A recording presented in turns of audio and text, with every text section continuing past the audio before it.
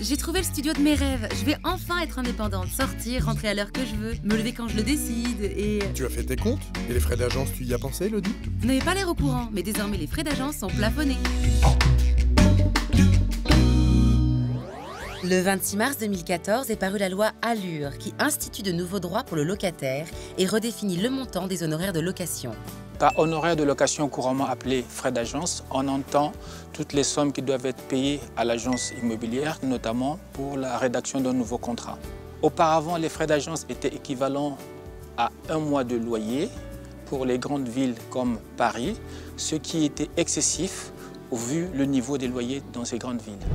Pour pallier l'inflation des frais d'agence, la loi Allure a défini de nouvelles règles. Depuis le 15 septembre 2014, la loi Allure plafonne les sommes qui doivent être perçues par les agences immobilières pour la mise en location et l'état des lieux du logement. Ces tarifs sont établis pour les frais de visite du logement, la constitution du dossier et la rédaction du contrat de location. Ils varient selon la surface habitable, selon la taille du logement, mais aussi selon la zone géographique. Le plafond de la part imputable au locataire a été fixé par décret selon 3 zones géographiques. 12 € par mètre carré de surface habitable pour la zone très tendue qui englobe Paris et 68 communes de l'Île-de-France. 10 € par mètre carré de surface habitable pour la zone tendue qui englobe en général les grandes villes de France. Et 8 € par mètre carré de surface habitable pour le reste de la France.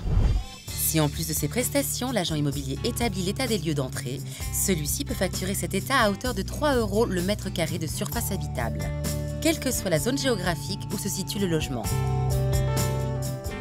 Pour limiter les frais d'agence, la loi Allure a défini de nouvelles règles.